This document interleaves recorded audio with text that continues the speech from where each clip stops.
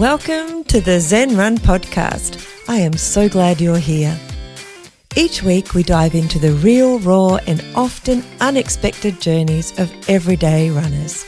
Because every runner has a story and every story has the power to inspire. If you've got a running story of your own, whether you're just lacing up for the first time or you're deep into your ultra journey, I'd love to hear it.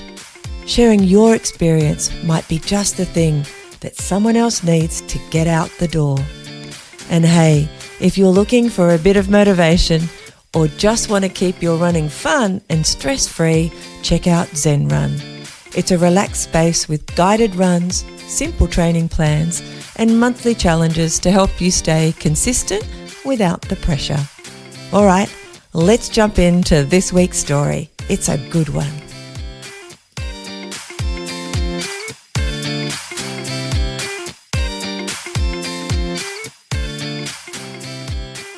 Today's guest on the podcast is someone I shared a few delirious kilometres with, literally, the wonderful Natalie Beasley. This is a story about bouncing back, running for joy, and doing big, bold things, even when your training log isn't exactly consistent. Nat opens up about everything from DNFs to trail magic, pacing adventures, grief, and what really got her over the 200-mile finish line. You're going to laugh, nod, maybe cry a little, and definitely feel inspired to lace up, whether you're training for your first 5K or something a little bit more, I don't know, delirious. Let's dive in. Today on the Zen Run podcast, I am excited to introduce you to one of my trail buddies, Nat Beasley. Hello. Hello, how are you? I'm so excited to talk to you. As I just said to you, we shared the Delirious Trail this year, which was lovely, and we kind of jogged together for maybe 2 minutes. But we chop and change. We kind of ran into each other quite a bit on and off, and certainly your husband, whose name Alan. Alan. That's right. I knew it. I knew it. So Alan and my husband Simon ran across each other a lot too. So it was that thing that Shannon said, I think, when I was doing the Delirious series last year, that the crew get become quite friendly too, because they're hanging out with the same people while they look after us. But you and I didn't get to chat a lot on the trail because we were, we didn't quite stay together long enough to get to know each other too long. So anyway. So I thought I really wanted to talk to you on the podcast. So thank you for agreeing to jump in, because I know it's... Well, thank you for having me. I'm very honoured to be on your show. I'm so excited to talk to you and get to know more. That I'm not having to run next year. I should have said to you when we were to try and keep up with you. Instead, we can just have a chat here, which is great. Now, Nat, let's start with, are you a West Australian like almost... I don't know, half the people on this podcast now seem to be. Tell me. I am. I was born here in WA. Excellent. And, so I was born here and moved to Papua New Guinea for quite a few years in my young life. I just had Kylie Bell on you know Kylie Bell? Do you know Kylie? I know Kylie Bell. So she's done Delirious a couple of times and lives in Albany. So I asked her a couple of minutes ago, where did you grow up? And she said, well, I grew up in Perth, but then I went to Papua New Guinea. Wow. In my I'm like, hold on. This is like deja vu from like an hour ago when I had a call with somebody. Wonder what year she was in New Guinea. I don't know. Anyway, moving on. So you went to Papua New Guinea. That was I assume your parents' work. Yes, my dad worked for the National Broadcasting Commission, so he was assigned over there working, and so we moved over there. I think it was around 1977 to about 83. And how old were you then? I'm guessing around about 4-ish up until I was about 10. Yeah. National Broadcasting Commission, ABC? NBC. NBC. So is NBC like an Australian, or is it I don't know, explain. I don't know. I've never looked into it, to be honest with you. So I have no idea. I just know that he was he was a finance officer there, did the accounts for the National Broadcasting Commission. So, but he would have, he would have been, employed by them over there. So I think it's their broadcasting commission. Oh, So, like in Papua New Guinea. yes, yeah. So In rather than Port having a job Moresby. in, so in Port Moresby, rather than having a job in Australia and then moving to the same business company or whatever, No, it was no, it was actually a a completely job different as a assignment. finance person. Is Yes, that sort of, have I got that right? Yeah. Oh, yes. He was an accountant over there. Yeah. wow. That's a big thing to move your family Yeah, like it was a that. big thing. Yeah. Especially for my mom, I guess. So like just raising us kids over there on her own. And it was, a bit of a hostile kind of place to be Yeah. brought up. So yeah. What are your memories of it? Yeah. My memories are of running, athletics Funny. at school. Funny that. Just being around my mum a lot. Obviously, I was quite young, and I can recall just a little bit of the bad side of things there. Actually, I Yeah. can always remember my mum being really nervous, walking the streets, going to the post Yeah. office.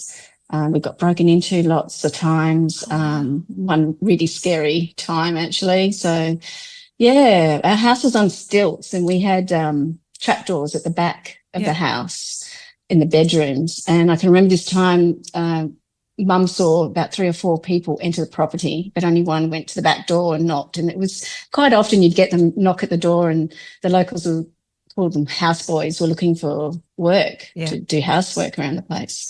But mum noticed just one guy knock at the door and couldn't see any of the others. So she kind of said goodbye to this guy and rang my dad straight away and said, just a bit nervous, saw 4 people enter, can't see them anywhere. And he immediately, the phone line got cut off. They'd cut the phone line. So dad and his workmates called the police and they all came rushing around the property. We had quite a big property, low fences.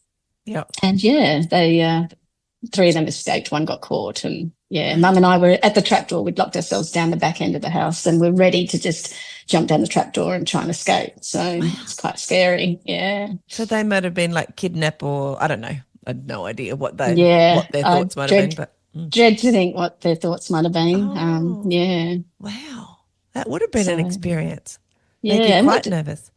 plenty of times we'd come home from being out and the house had been ransacked. They'd strip cushions off the chairs and Wow. filling them up with things to steal. And Oh, I had never thought of that. Crazy times. I'd never thought of it, like, what do you carry away your loot when you're stealing? But I think if cushion covers would work. It worked for them. Well, it did and it didn't. We interrupted them, so they ran away. Wow. I know when I first went overseas to a more third world type of country, versus going to England and other Western countries, you don't realise just what we have here. Yeah, absolutely. And how lucky in some ways we are that you're born into a country where things, you don't have to be worried about walking down the street so much. Mostly, you're pretty safe in your house as a rule. Yeah. It's a different vibe, isn't it? It is. But, I mean, there are other sides of it that were great, going to the markets, the local markets and the community there and, playing with my brothers outside. It was really an outdoorsy kind of family, just climbing trees and making our own fun with honky nuts and Shanghais, making Shanghais out of sticks and riding skateboards on the concrete underneath. Yeah. Wow. Sounds like fun. So you were there for quite a few years. You've said you've got brothers. Are they older or younger? They're older. I have Adrian, he's 2 years older than me, and Eugene is the eldest. He's 4 years older. Yeah. So they get to look after you. Yeah, kind of. They protect Or do you. I look after them? I don't know. No, they were my protectors through school. I can always remember them looking after me in school. Oh. So, yeah. So you were in Papua New Guinea for quite a few years. So you went 77 to 83, so 4 years or so? That's quite a long time, really. Yeah, it might have been a bit longer than that even. So might have my years mixed up a little bit. But, it was about 83 that we left. Yeah. So it was about 6 years in total. Did you come home for Christmas? So Dad was always allowed to take the family. We had to leave the country every year and he'd take the family on holidays. For visas. Mm-hmm. Yeah. So we would travel to America, New Zealand, Philippines, US. So yeah, it was all over the place, just traveling. And sometimes we'd come home and sometimes we'd go and visit my mum's family or visit my dad's family who were in KL. So yeah. Really busy sort of, and exploratory kind of adventure. It sounds like an adventurous lifestyle for a kid. It was. And I think I was so young, I didn't really, you don't really comprehend all these things when you're that age. Just like, oh yeah, we're going on another holiday, or you don't really comprehend too much of it, and you don't take it all in when you're on holiday either at that age. So you kind of go places and don't really recall much of it because you're too young to absorb it all. It's your normal too. Like it's not, you don't know anything else. Like that's what you do in your life. Yeah, at that point. Absolutely. Yeah, that's really cool. I love it. All right, what was it like when you came back to Australia on a permanent basis? Was it a bit of a culture shock then? Do you remember? Well, yeah, because I always could remember our house. We lived in Huntingdale in WA before we went, and I always thought it was like a mansion. It was a massive house. And when we went back, I was like, this house is tiny. What was I thinking? But prior to that, we went to Dad stayed in New Guinea for an extra year, and Mum and I moved to Queensland, to Brisbane, because my brothers were over there for the last year or so doing boarding school there. So we went to Queensland and lived there for a year. So it wasn't home as such. So, but yeah, it was a bit of a culture shock, and I guess making new friends again. And so, yeah, it was good though. They were good times. My brothers would come home on weekends and, get to spend time together. So Mum was working, so I'd just go to school and I'd always go straight to Mum at the shopping centre. Mum was working in a shopping centre, and it was good times. So and then after that, eventually you moved back to Western Australia. Yeah, so when Dad came back, he met us in Queensland, and then we all huddled up into our Ford Falcon and drove across the Nullarbor back to WA. So. Yeah. Down the eastern seaboard and then across the Nullarbor by the sound of it. Yes. So we went via Melbourne actually and visited family because Mum's family were all in Melbourne. So Was that quite an adventure in itself, or is that something you'd done before, those kind of road trips together as a family? Not 4 days in a car. I don't really recall too much of it. Just remember it being a long journey, and we would just drive, accommodation at night, and carry on the next day. So we took 3 of our kids across into Tarago in 2014, and we had a tent, so we stayed in a tent. But we really liked them all having their own iPad. We didn't have iPads then. I know. So. I was thinking, would I wanted to do it as a parent anyway? Oh no, it would have been crazy. Yeah, absolutely. So how old were you when you settled back into Perth? I would have been around 12. Okay. We settled back in Perth. Yeah. Yes. So I was went into grade 7, into my old primary school where my brothers would have gone. So yeah. And how was that? It was all like, did you have friends they'd been quite a while by then? No, I didn't have any friends. So I was making new friends again. Yeah. So which, you find that quite easy as kids, really. Everyone's quite accepting. Yeah. I think there's that element of being the outsider, but also that element of being someone new and the shiny new thing that everybody wants to. So I don't know how you fall on what side of that thing, or what determines whether you're going to be the outsider or the shiny new thing. When you're in that kind of new person in a class or new person at a workplace or something, there's some people seem to be able to be the shiny new thing and everybody wants to talk to them, or they're the not so nice. Yeah, well, I was always fairly quiet. So, I'm more of an observer. So I probably was a little bit on the quieter side, but, made friends quite easily. So, yeah, settled in pretty quick. Yeah. And then you stayed in Perth for the rest of your schooling? Was that? Yes, I did. Then I went to Thornley High And a few of my best friends went to Thornley High too, so it was good. We had friends there and made more friends when we were there. Yeah. So, yeah. Okay, sport. Now you've told us about your really adventurous childhood, which included climbing trees and doing lots of outdoorsy stuff. And are you still there? I just lost you. I'm still here. I lost your picture. I don't know where you went. That's so Lost my funny. picture. Oh, Can you that's see me? strange. I can see you. Oh, well, I will just keep talking then. Oh, Maybe your camera went maybe away. That's I all don't right. know. Anyway, Nat, you can see me and, well, poor thing. I don't know why that went away. I can't understand that. Oh, it's just your camera's not has turned itself off somehow, but that's right. Okay. Um, when you came back to school so when you were in Perth, tell me what sport felt like for you. Well, maybe even a little bit about sport, if you can remember, in Papua New Guinea in Port Moresby, and then what it was like in Australia when you came back. Yep. So sport in Port Moresby, I don't recall too much of it. Just remember there being lots of after school running activities and Yeah. some athletic stuff. So, and I was joining in on my brothers and whatever they were doing. Yep. And when I came back to WA, I didn't do a lot of sport at first. Okay. It wasn't really until high school, and I became a house captain. Oh. Yeah. And as a house captain, one of the roles is to obviously fill in the other roles that, sporting activities that never got filled by people that didn't want to do sport. There was always something. And unfortunately, swimming was one of those things too.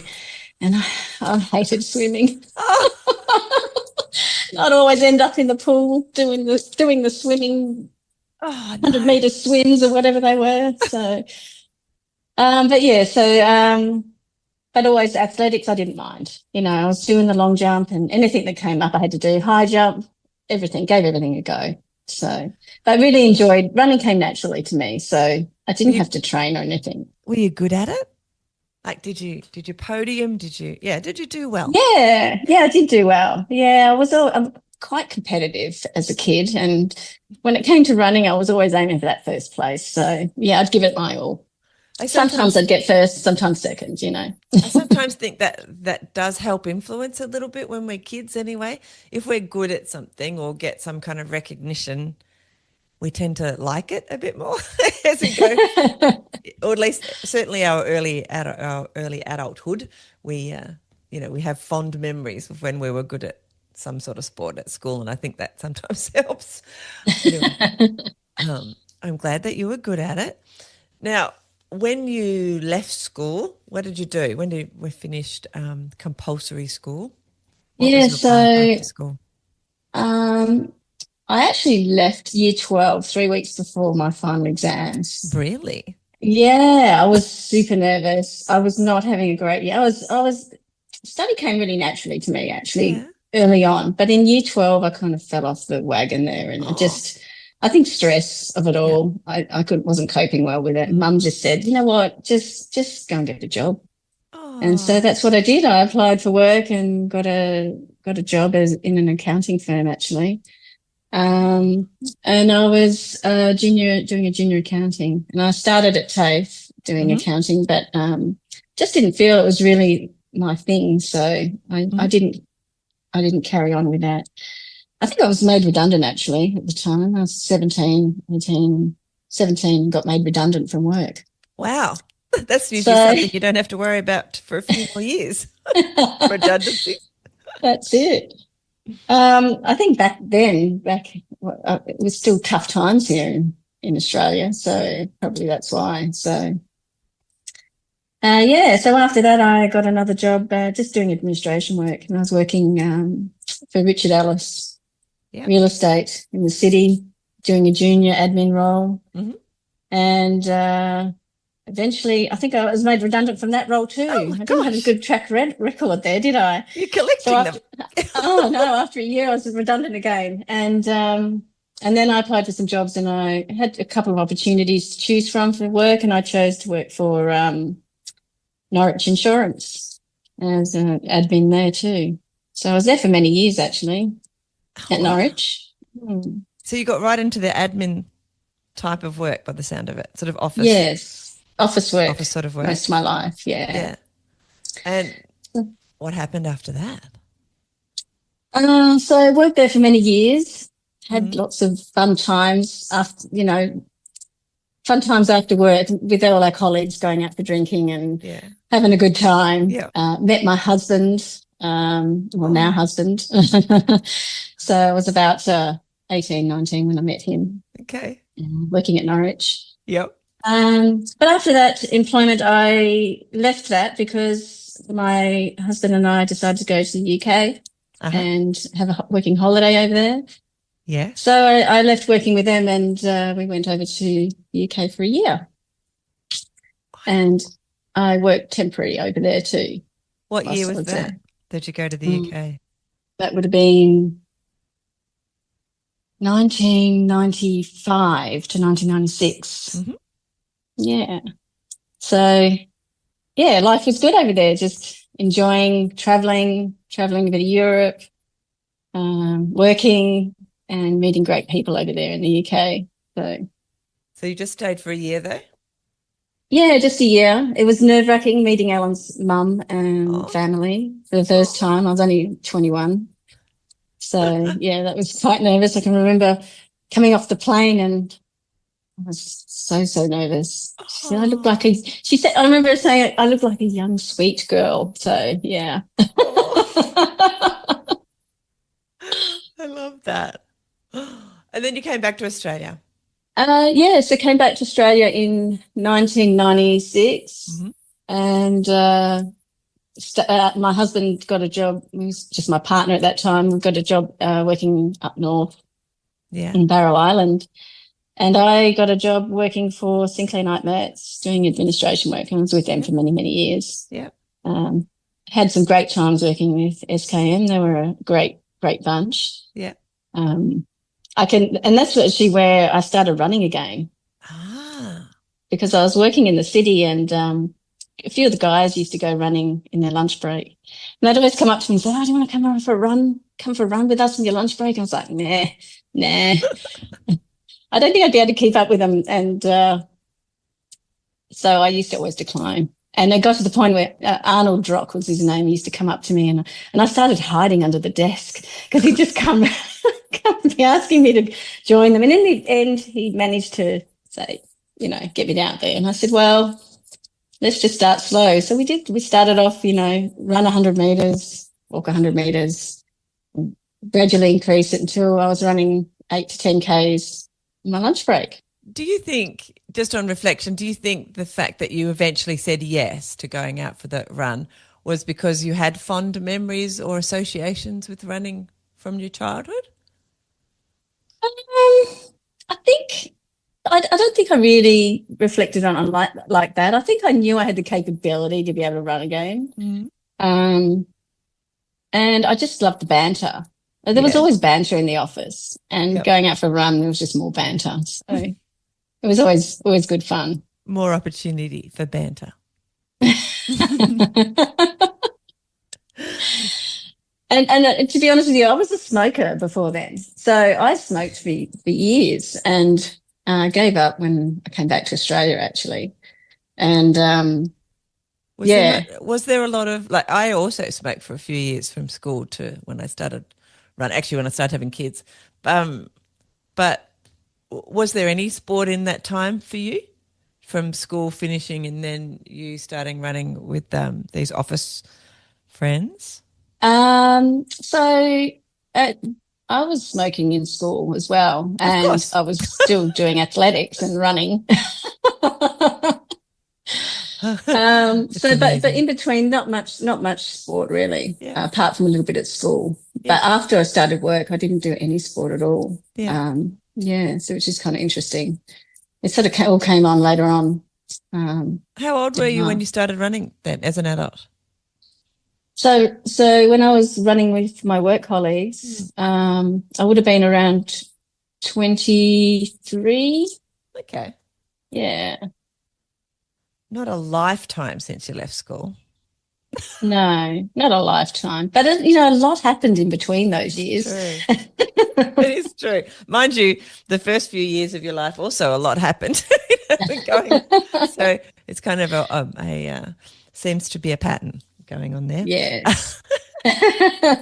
So how do you go from, what was your progression? So you started running with your work colleagues at work. When did it become, or did it ever become, how did it progress after that?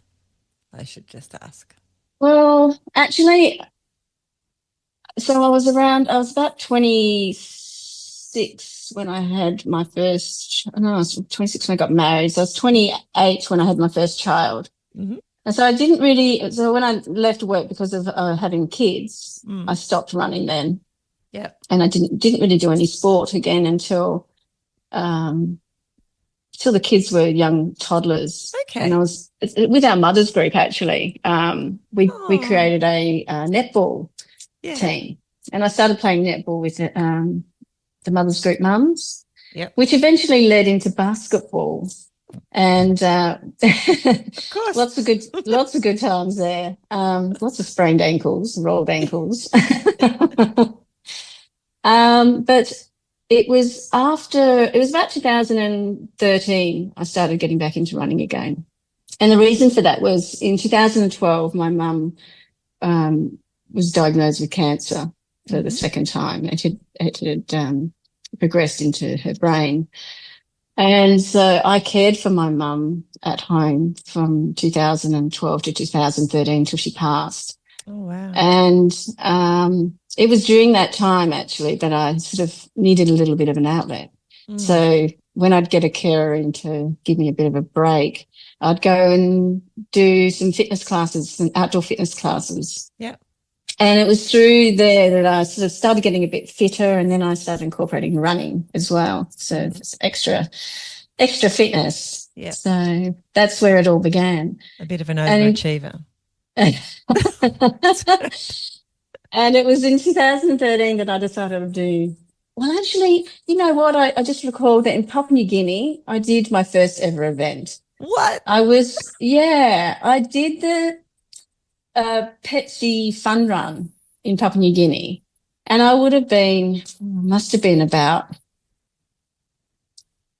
8, maybe 9. Must have been 82, I'm thinking.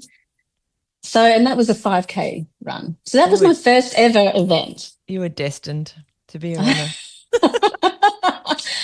But then in 2013, I did my first ever run here in Australia, and that was Mother's Day Classic, which was an 8K run. Yeah. And the same year, I got hooked after that of the whole vibe of an event and, achieving for myself. And because that was a big goal for me. I'd done 8Ks and I'd done an event. I got to the event and, it was all stressful, these things, getting to an event and getting to the finish line. And yeah. So did you do it with friends? Like that? Was it like a group type of thing? Mothers? No, I'm trying to remember. I might have done that with a friend from, I can't remember if I was on my own or with Jess. But with Jess and I definitely did a run together. We did the HBF run, 12Ks. So, that same year I did the HBF fun run. And then I also did the City to Surf half marathon in 2013. So that was a massive achievement. Yeah. That's a big jump. Yeah. I do things in big jumps, as you'll get to know. And then I feel scared to ask now. So from there, I had gone back to work a bit part-time through this time, and I was working back with SKM, and I'd done a trip over to Sydney for work, and on that flight I met a guy. I was sitting next to him and we were chatting about running, and I was chatting about my City to Surf run and how happy I was with that and road running. And he said to me, you should check out trail running. His name was Vince. He works alongside Melina, Perth Trail Series events. And he said to me, "Oh, you should get into trail running because it's transforming for you. Once you do it, you'll never go back to road running." Oh, And he mentions the Perth Trail Series, and I joined on Facebook and followed them for quite some time, and was too nervous to ever go on a trail run on my own. oh, So, but it was not long after that I'd been following along all these Facebook posts, and I was at a fitness class with my friend Louise Claire, and she said, "I've just done my first ever trail run." And I said, "You're kidding me. Tell me more." So she was telling me about Perth Trail Series, and I said, "I want to come. Can I come to the next one with you?" So that's where it all started. So along I trotted with Louise. She picked me up and took me out there, and it was a 10K run, and I had a ball. Absolutely loved it. And I was hooked. Yeah. I had my old, well, I'd bought a little camelback vest, and off I trotted, and I loved it. And after that, I was buying everything I could for trail running and going to all the events I could go to. So I did all the Perth Trail Series events over the next couple of years, and I was loving it, loving the trails. what do you think it was about the trails that you fell in love with? Right from get-go was the community. So they're also welcoming. And I made some friends straight up from that, and we'd always join up with these ladies on the trails on these events. So yeah, it was definitely the people. I loved being out there on the trails, and it was just so different. You really had to think about what you're doing. It wasn't, just one breath, breathing in and out and just one foot in front of the other. It was really focusing on, where you're putting your feet, and how fast can I go down this hill, and how hard can I push myself up this hill. I just loved being out there in the bush. What distance did the Perth Trail Series go up to? So now they go up, I think there's a 100K run, which I have never done that one, the Collie Run. But at the time I was just doing the smaller events. So I started doing just the 10K runs. Yeah. And I got my little medal for doing all those group of runs. They had like winter series and summer series runs. And then I progressed up to the 25K runs. So I was doing all those. But they do a 50, which I never did with Perth Trail Series. So I just went up to the 25K runs with them, and I was enjoying that distance. I was still dying because I never trained. I would literally just... Why would you? I would just book an event, and I would just go out and run that event. I would never train. So, and I'd be sore the whole next day, recover, and do another one. Did it occur to you that it would be easier if you trained, or just wasn't part of your thoughts? Not really. I knew I could do it. I knew I could finish it, and maybe if I trained, I could have been a podium finisher. I was never a podium finisher. Probably never will be. Never say never. But I was just enjoying going out there and getting out there on the trails. I didn't think much of training. I mean, I still ran every now and then, do a bit of a run around on the roads around home, but never too far. No training. When did that change, Nat? It changed in 2021, maybe. Okay, after COVID. Yeah. I might have been a bit before then, actually. Might have been 2020. Yeah, well, that was still COVID, mind you. But it was just before COVID, because it was a friend, Sophie, actually, and she was, I used to follow her on Facebook a lot, and she was being coached by Tony Smith. And so and she was, there's some spots free with Tony Smith if anyone's interested. And you know what, maybe I'll give this a go, see what training will do for me. So I was trained by him for about 9 months or so. But I got injured during training. I was training probably a bit too hard. You're training for something or just staying fit? I wanted to do a marathon, actually. Okay. So I was training, and I did register to do the Melbourne marathon. Yeah. But I never went because I was injured, and so I had to pull out of that. I ended up with osteitis pubis. Oh. Yeah, so that was quite painful. So I had to kind of stop running for 9 months. After that, I had to stop running. I still ran, saying that I'm stubborn and still ran, but eventually I had to really call it in. Yeah. And let myself heal. Yeah. Well, that's a shame. Probably because it wasn't a trail. Maybe. No, I don't know. Just making it up. I was thinking Melbourne's not a trail. No, and it certainly was. I was doing a lot of road running, so I feel like it really just and fast stuff. So it was probably pushing myself a little bit too hard. This got very aggravated. But it was after that I continued on actually, and I started getting coached through Tony Smith's coaching business through Ben Harris, and I signed up for a 50K Wild Goose run, one of Sean's Ultra Series events. And so I did training with Ben, and I'm a bit inconsistent and pretty still am inconsistent, but I'd still get out there for my runs. I'd try and push myself, but there were times I made excuses not to go out for a run, as you do. Because you're human. That's all right. I'm human, yeah. But that event was, oh my gosh, it was so cold. I can remember I didn't sleep a wink. The tent was freezing. It was like 0 degrees. But I got up and got out there and gave it my best. And I was really, really pleased with myself, actually. So I got in under 8 hours, 7 hours, 55 minutes, because every minute counts. And but I had low periods out there. I can remember, like, I'd be out there and I'm doing my own thing right from get-go. I went, I'm not going to chase the pack. I'm going to do my own race. I just want to finish 50K. And so I've watched them all rush off, and I'm like, I'm at the back of the pack straight up. And I'm like, oh, well, let's just do my own thing. We'll see how it goes. And the first half was pretty good. I felt okay. I was out there enjoying myself out there, pretty much on my own most of the time. And it was after the second loop around, and I was on my own again. I was starting to have trouble holding down food. And I can remember eating these potatoes that just did not want to go down. And so I just quickly shoved them down to the bottom of my pack and pretty much just had gels and water.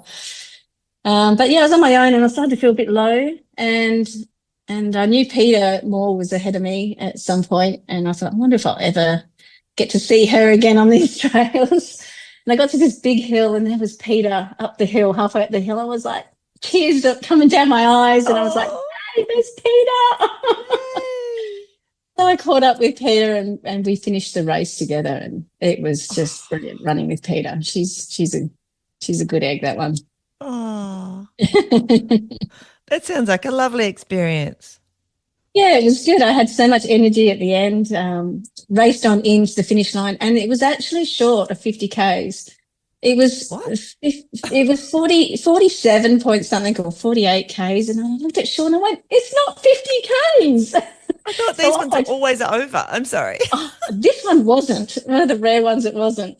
And so I kept my pack on, and I trotted off, and I went round and did another little loop and crossed back over the finish line at 50 Ks. Go you. I love that. Yeah.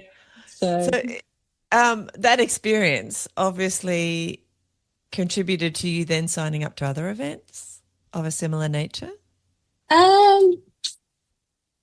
It wasn't until, actually, Darlene Dale, which you know quite well. You do know Darlene. She messaged me one day and said, would you be interested in pacing me for Delirious West 200 miler? And I said, yes, absolutely, I'll do that for you. So this was her redemption run, because the previous year she didn't finish. She was just shy, 30 Ks shy of finishing. So a team of us were assigned to make sure she got to the finish line. And I loved it. It was brilliant. What an experience that was. I'm just jumping in for a quick word from our episode sponsor, Tarkine Athletics, and a very special giveaway to a very special Zen Run podcast listener. Running for me is all about how it feels. And when your shoes help you feel light, free, and connected to something bigger, you hang on to them. The autopilots from Tarkine are just that. They're from an Australian-based brand inspired by Tassie's wild Tarkine region, and they give back to protect precious wilderness around the globe.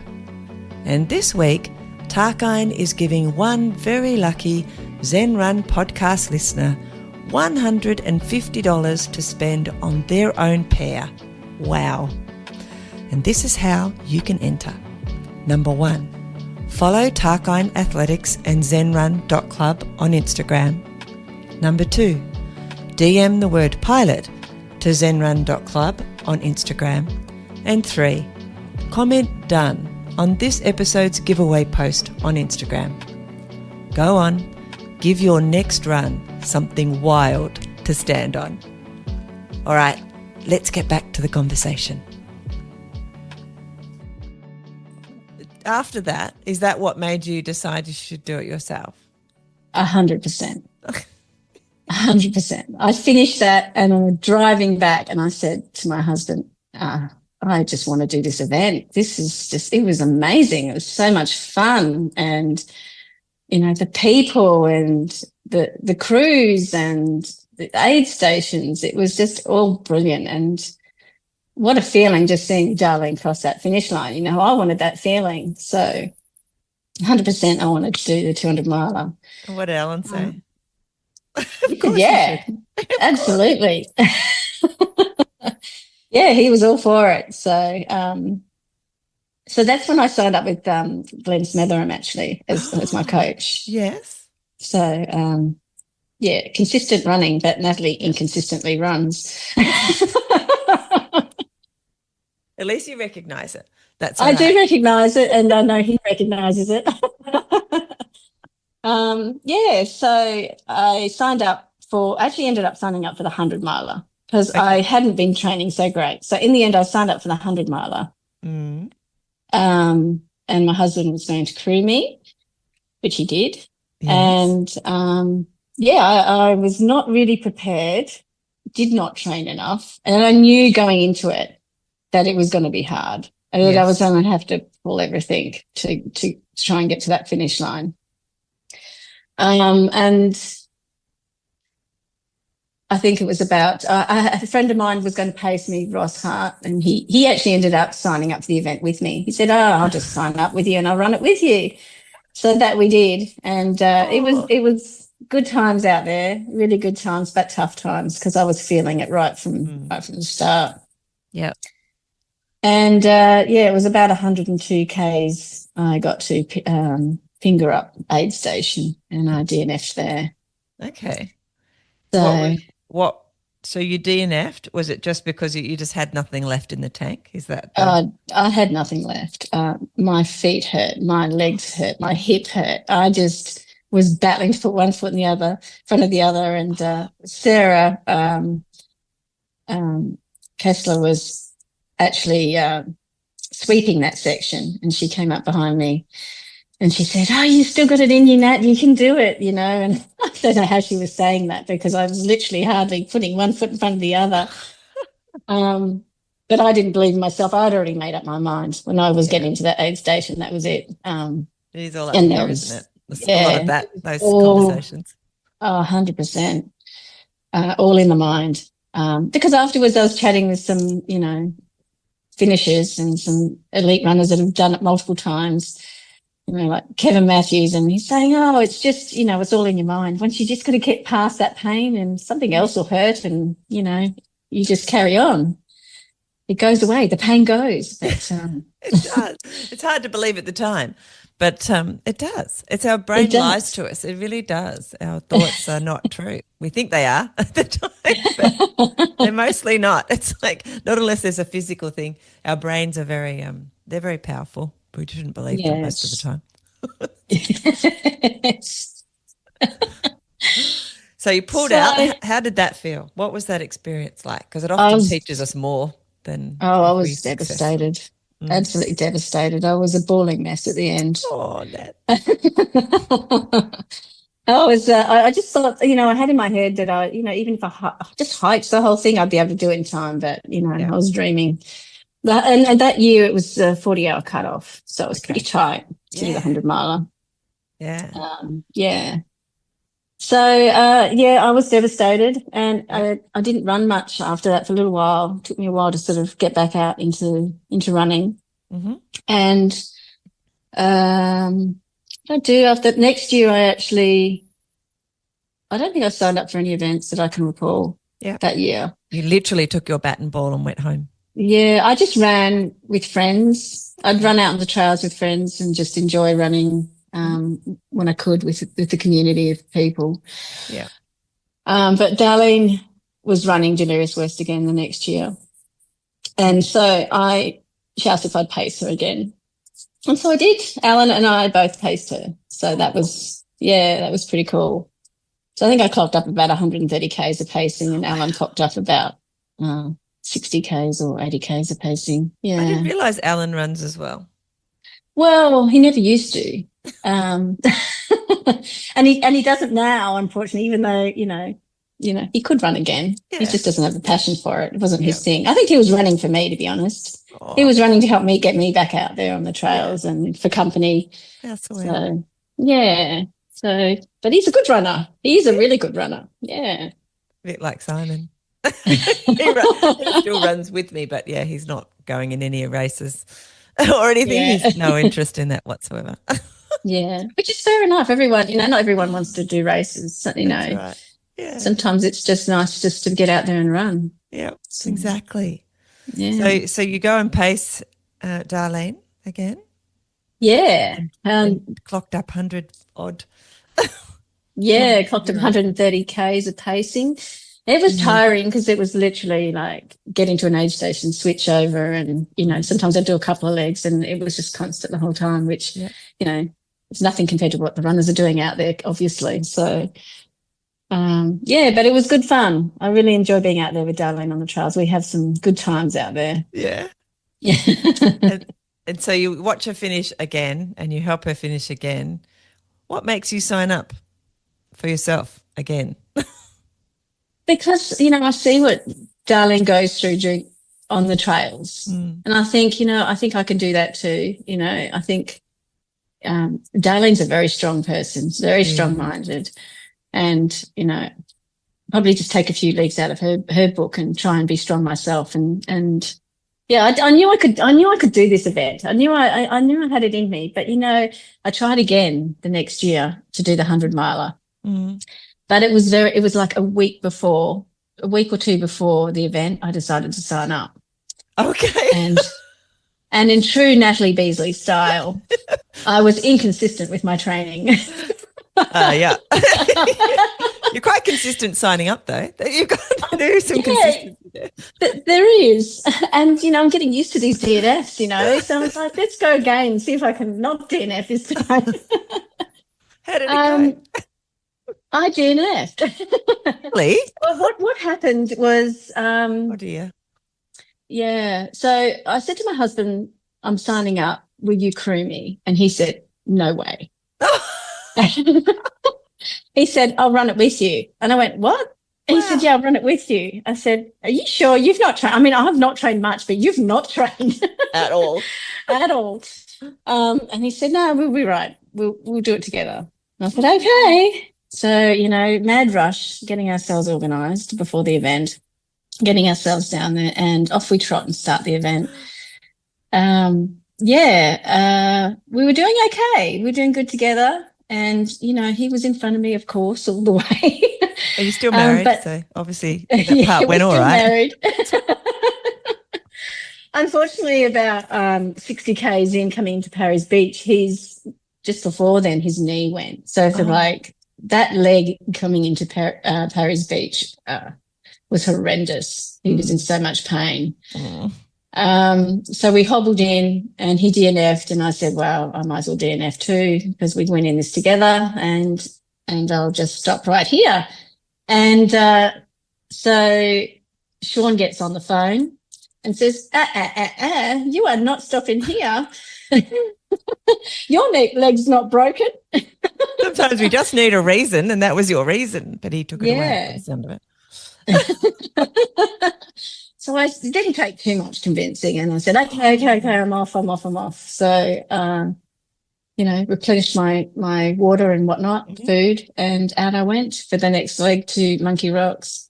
Yep. And I just went out there and felt fantastic. I was running most of the way. I was feeling pretty good. It was my fastest leg I'd done the whole event.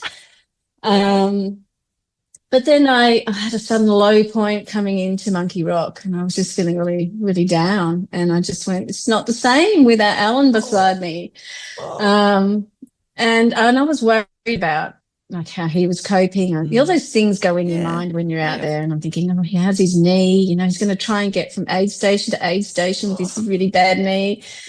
And so I came in there and I went, my head's not in it. I got into that negative mode, and the mindset was in the bad spot. Yeah. Physically, fine. Physically, I could have kept going.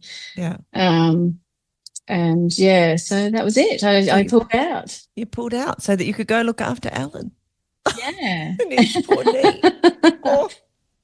And, I guess after that, I reflected on that, and I was really down in the dumps about myself. I thought, why did I just give in? My mental state wasn't there, but why did I just let myself give in so quickly?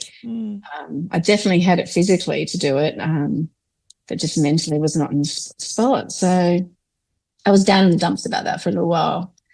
And Kevin Matthews says, why do the 100-miler when you can do the 200-miler? The 200-miler is way easier, he says. I know. He's told me so many times. Yep. Well, I've never done a 100-miler, so I wouldn't know what it's like to do a 100-miler. Skip the 100-miler. Just go straight to the 200-miler. But stay with him. You can do it, so you can just do another one. That's right. It's all good. Yeah, no. I probably would try and try a 100-miler again. Now that I've done the 200-miler, I think I could do that. You've just ruined it for everyone now. Oh, sorry. They know that you did. Damn it, let's edit that bit. Mind you, I probably said that before at the beginning, didn't I? Yes, anyway, you did. Well, I did say we were trail buddies. So was it straight after that DNF with Alan that you signed up for the next year to do the 200? Is that how the progression? Yeah, it pretty much did. It took me a few months, and then I signed up. Yeah, signed up for the 200-miler and started training a little bit better. Started training? You must have been like 9 months out or something by then. Are you okay? Well, when I say I started training, I was actually getting out there. So Glenn set you a bit of a program?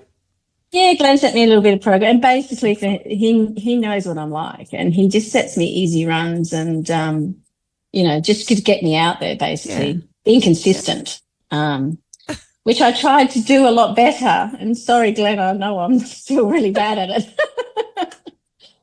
But, I was getting out there a little bit more and getting out there and runs with friends as well, which really, really helps. So when you were at the start line with me in April, how did you feel you were prepared for the event ahead?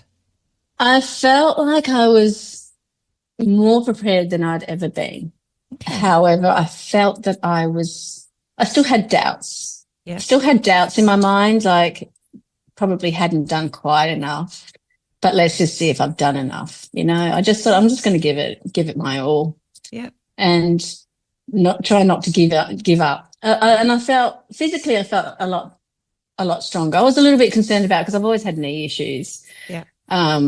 And I was a bit concerned that they might play up, but they were really good. So I didn't have a problem with my knees at all. Mm-hmm. And I went out there feeling okay. I was meant to be joining up with Georgia Sunshine. Well, she gave up. She didn't hold up her end of the bargain. Well, it was funny because we were going to run together, but she huddled off ahead of me for a little while, and I just never caught her. And at one point we did catch up, and I said, no, you just carry on ahead. And I knew she was going too fast for me. I was not going to be able to keep up with her, and I didn't want to ruin her race at all. So I just told her, carry on, I'll catch up, and never did. Oh. Well, actually, eventually I did. I didn't see her until the finish line. That's what happens. That's what happens.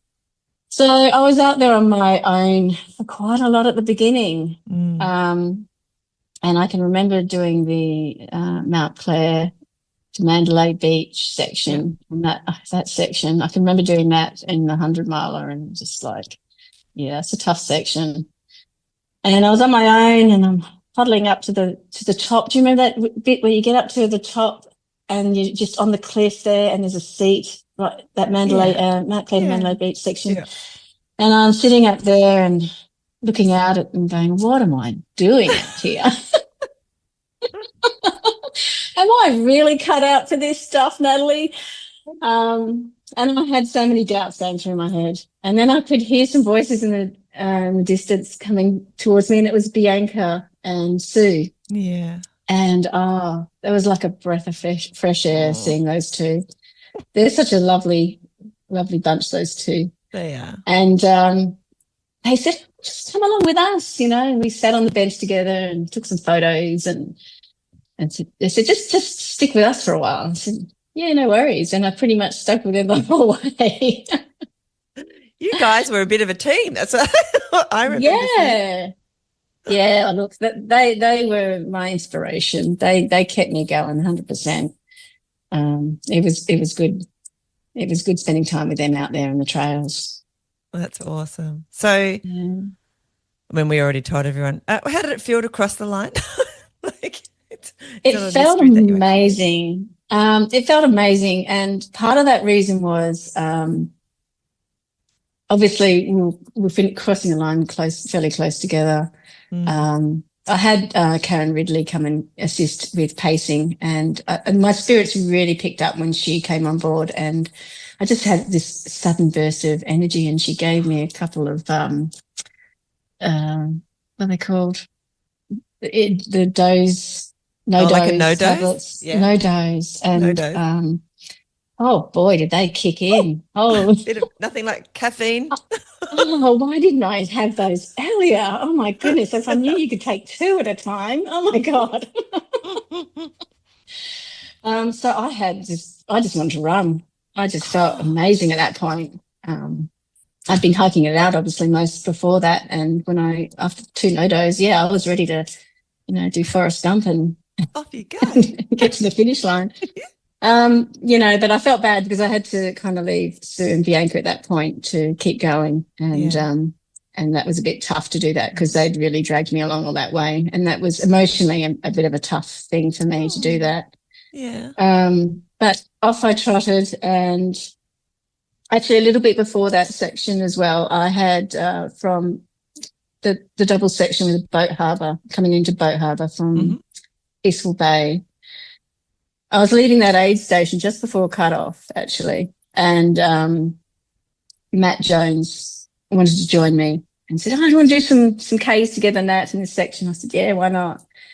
But I didn't realise how injured he was, and we headed out, and his back was really bad, and I couldn't leave him. He was in so much pain, and I was like, helping him out with rubbing his back every 10 minutes. He'd stop and I'd rub his back for him, and he ran out of water and electrolytes, and I gave him some of mine. And I just said, listen, there's no way I'm leaving you. I'll get you into Boat Harbour. And I arranged for the medic to come and meet us there. And I said, and after that, you can decide what you want to do. But I'm definitely not leaving you in this section. So, and that was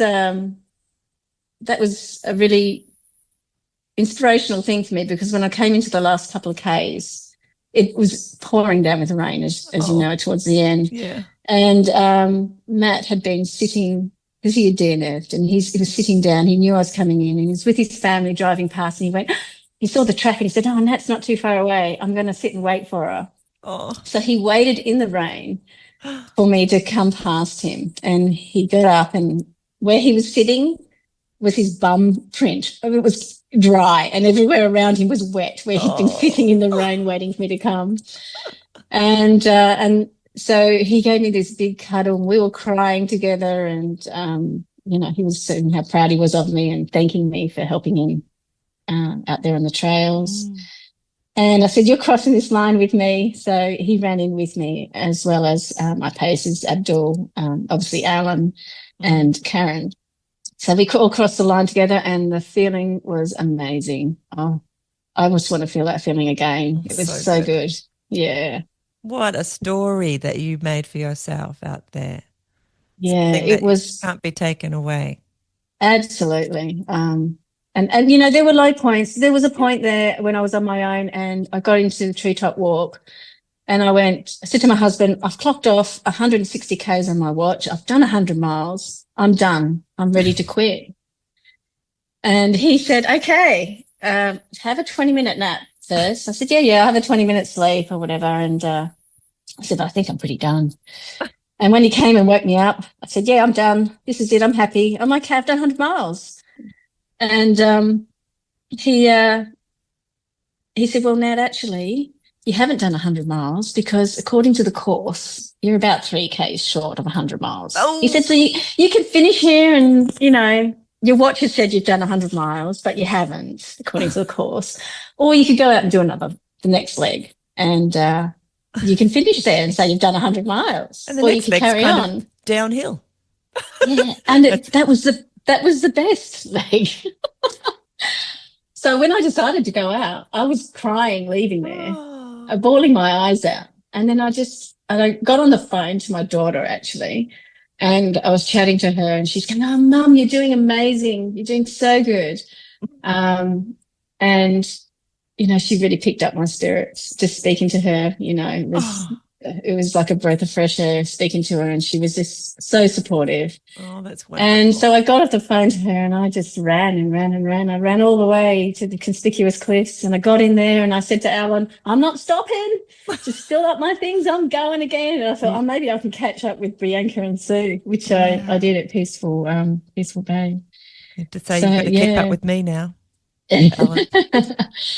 So that was, you know, from going from not sure if I can do it to actually thinking, I've had enough at 100 miles, which wasn't 100 miles, to finishing it in 200 miles. So, yeah, and I think I could do it again. I think I could do it better. So what are you going to do again? What is your next thing?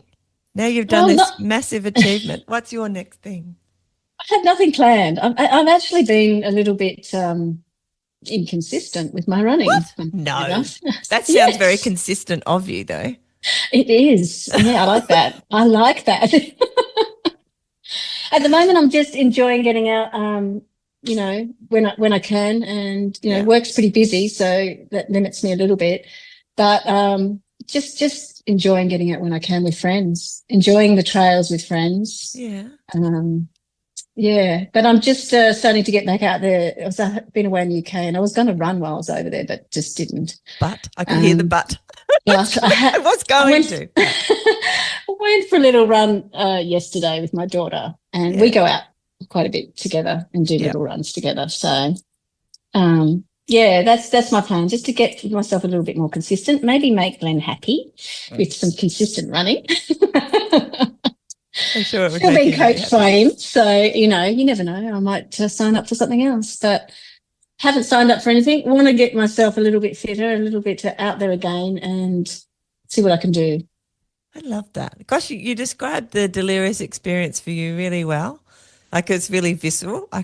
It made me feel like I was back there, but in your shoes instead of mine. So that was lovely. I really appreciate it. Thank you.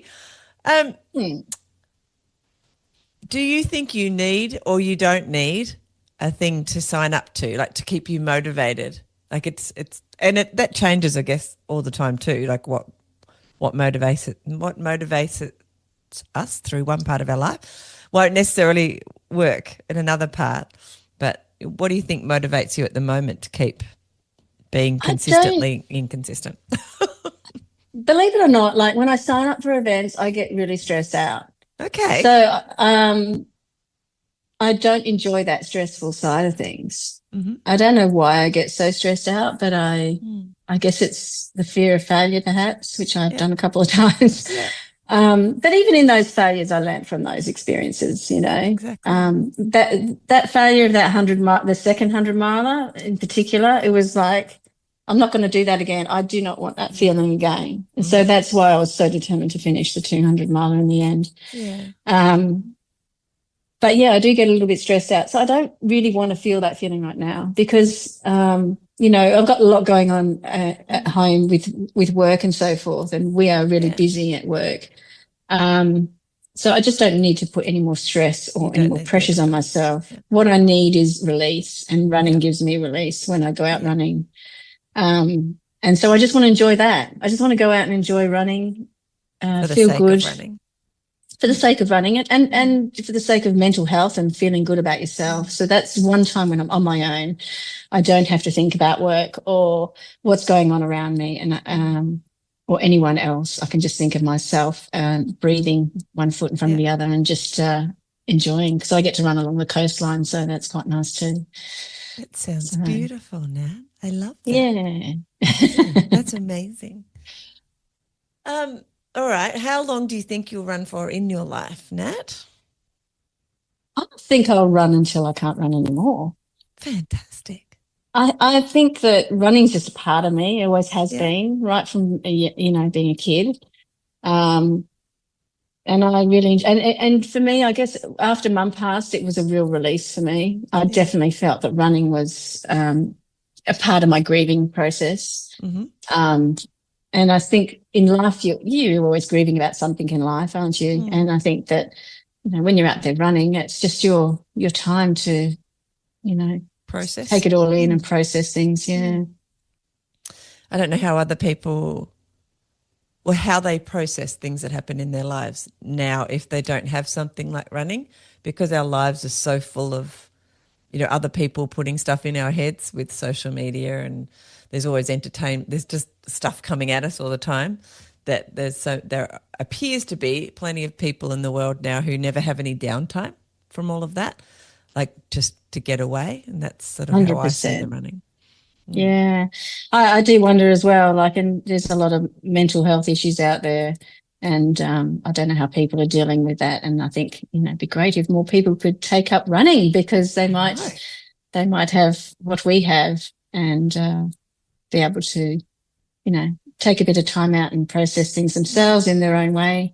Yeah. It's like just taking a step away, isn't it, from things totally when you're out there running. Yeah. Because you can't really do anything. And I think there's also something about going to these big events or doing challenges yourself, which aren't organised by anyone else but yourself, because that's something else I've done in the past, which has been quite good at getting me consistent, but not nervous at the fact that it was an event, because I, organised it myself.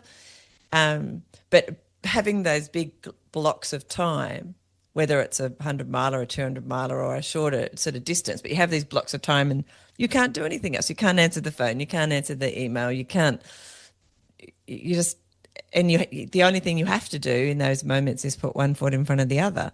And there's something quite sort of liberating about that, I think, and gives you those moments to just be in that. Absolutely. In that moment, not dwelling. Absolutely. Which I love. Love it a lot. Do you call yourself a runner, Nat? That's an interesting question, because I guess so. I guess I do. Because I guess I've run a lot. I wouldn't say I'm a great runner. Wouldn't say, I would love to say I have accomplished great things, because I've accomplished 200 miles, but I'd like to say I've accomplished things in, like I've never done a marathon. I would like to have done a marathon and done a really good time, or, I'd like to do things. I'd like to be a better runner, I guess. That's what I'd like to, yeah. But I do consider myself a runner, because I do get out there and run. So anybody that goes out and does a run is a runner in my eyes. That's true. I guess to be a better runner, and that's very subjective, isn't it, really? Because it's like, what you call a better runner is not necessarily what other people would call a better runner. But that could be your motivation for other things, I guess, in the future when it comes to your training and wanting to work out what to do with it. Yeah. Or nothing at all. You don't have to do anything. You just go for a run. definitely always want to improve. I'm always wanting to improve. And I said earlier that, I feel like I could do the Delirious West better and faster. And that's probably something that I might do sometime. It may not be, this next Delirious, but maybe the year after. Yeah. If I decide not to do this Delirious, I may be pacing. I might pace Karen Ridley. So, so I'm sure I'll be in that community space somewhere anyway, because I love it out there. And I love helping people run too and achieving their goals. Like I've been with Darlene a couple of times out there for Delirious West. I also went over to Queensland and paced Peter Moore. Oh, wow. And unfortunately she pulled out, and so I ended up pacing Darlene. So again. So, cool. I really love helping people run. I really love volunteering. I love being there at the events and cheering people on, making them feel good about themselves and making them, obtain their finish line goals. Feels. Yeah. What do you think your life would be missing had you not chosen running as your sport? Oh, I think there'd be a big hole there, actually. Because I've made so many friends now through trail running, and there's such genuine people, and I couldn't imagine life without that. So, I think if I hadn't done running, there'd definitely be a big hole. I don't know what I'd be doing. But whatever it was, it would be inconsistent. Absolutely. I'd just be doing a bit of it here and a bit of it there and a whole lot of it over there, but not consistent. Inconsistently, but consistent, because I'm still running, right? Exactly. I love that. And I would have to say that up until recent, it's probably why I have the podcast. I think I said that before to you, maybe off the recording, but the motivation to keep moving. Like I've been running since I was 26. Consistently every year I've been running, but I would go through a period where my running season, we would race for 20 weeks of the year in winter with my local running club. And then you'd run kind of sporadically through the off season, the other 6 months but it was sporadic. So I do wonder about whether that I'm also a little inconsistent but the podcast helped me become more consistent because I'm talking to people all the time about running. And then, because I talk to all you crazy people who sign up for longer things than marathons, which I'd been into, running a lot of marathons, it's now like, now I'm going to do these longer things. Well, I really have to be serious about how much training I do. So, and getting a coach and all of that kind of jazz. So I found listening to the podcast is kept me consistent. Not that that's the answer to all the woes in the world. But anyway, that's how it's panned out in my life. I don't think I've always been a consistent runner either. So that's my long version. Well, I'm sure that your podcast has caused many of us to be, to get out there. I know I've listened to many of your podcasts and I've gone, I've got to get out for a run. And just hearing these people and their stories, I'm going, yes, I want to feel that too. So I'm sure it's very encouraging for many runners. Thanks, Nat. I think for me, it's like, I've got a podcast I want to listen to, which means I need to go for a run. It's not necessarily the content of the podcast, but I need a space to listen to a podcast. So that's running. It's interesting, isn't it? Because sometimes, I put my earphones on and I have music playing sometimes and I just not even be listening to it. No. Not even listening to my music. I wouldn't even know what's playing. It's just something in the background. But if I put a podcast on, you really listen to what's being said. So it's kind of interesting. It is interesting. There's some studies, something to do with it being, the fact that it's an audio and it's right into your ear, and you can be doing other things which are a bit mindful kind of things, like folding, washing, like vacuuming. Like running, they're not things, they're autonomous things that our body can do because of either muscle memory or some other thing. Yeah, so you can, there is anyway, there's been some studies about that audio thing and how it sinks into your mind and you're more likely to focus on it because you're doing these other things as well at the same time. Anyway. Yeah, very interesting. Not scientific at all, so I probably stuffed that up, that explanation. That's how I understand it, which is very poor. Please feel free to write in and correct me.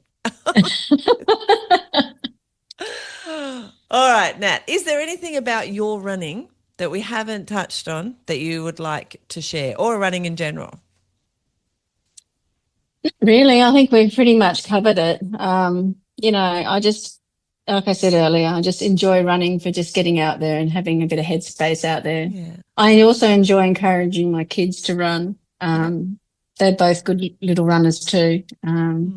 So, one day I might be able to get my Brianna out there on the trails with me. That's my goal, to get her out. She's been out on Yabaroo with me for some, bit of running out there, but I'd really like to hit the trails with her. So that would be good. So cool. I like to feel that I've inspired my kids to, to try things and to never give up.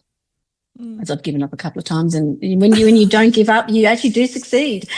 And it's actually okay to give up sometimes. I mean, that's the thing. And I don't know, there's something about, we get very focused on the things that didn't work out for us, but the reality is, number one, you learn more from it, and number two, that's already happened. You can't change it. Absolutely. So all that's important really is what's going on right now, because even the future is not guaranteed to any of us. So it's funny when you pare it down to that, and we all know all of those things to be a fact.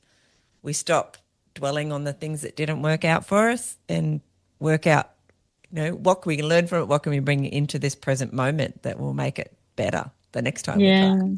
That's it. It's true, because we do dwell on things, and life's too short, hey?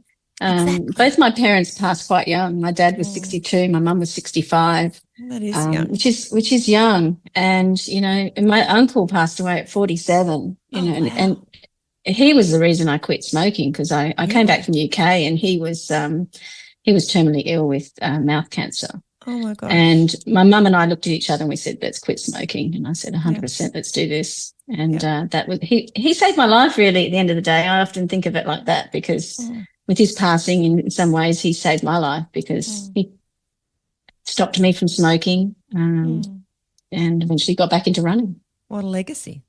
Yeah. And now you're passing it on to your kids. Yes. Well, my kids have never smoked, and they never will, because they've seen what smoking is, can do to you. Yeah. So, So it's an even bigger legacy, not just to you, but down through the kids as well. Absolutely. And so on and so on. I love it. I love it. I love it. All right, Nat, don't jump off straight away. Thank you a million times for jumping on. Actually, before I say that, I did want to ask you if you've got any tips for people. I want to say I moved on from tips for beginner runners to motivation tips, but I feel a little bit funny asking you for motivating tips to keep people running because consistency is usually one of the things that people say when I say that. Well, it is true. Consistency is key, and I am consistently trying to be consistent. But I think you've got to love it, right? Yeah. So, you go out for a run because you want to feel alive, and running does that. And I would just say to people to get out there and run with people. I find that the easiest way of getting out for a run is running with people. Yeah. Sometimes there's times to run on your own, 100%, but running with people is so much joy. You can have so much banter out there. You can say things on the trail that never get repeated again. You can have laughs out there. Running with people is great, and especially on the trails. And it keeps you consistent because they turn up for me, Tuesday and Friday morning. I have to be there, or I have to tell them I'm not coming, and none of us really like letting people down. So that's it, and that's why it's great to run in a group, because if you say you're going to be somewhere, then 9 times out of 10 you'll be there. Yeah, that's so true. All right, Nat, thank you so much. Don't jump off, but massive thank you for sharing so much of your story with us. You're quite an inspiration. Consistent or not consistent, because we all have periods of our lives where we are not consistent. It's been a delight to get to know you more, and I'm looking forward to sharing the trail with you again in the future. So thank you. Lovely. Thank you for having me. Thanks for tuning in to the Zen Run podcast.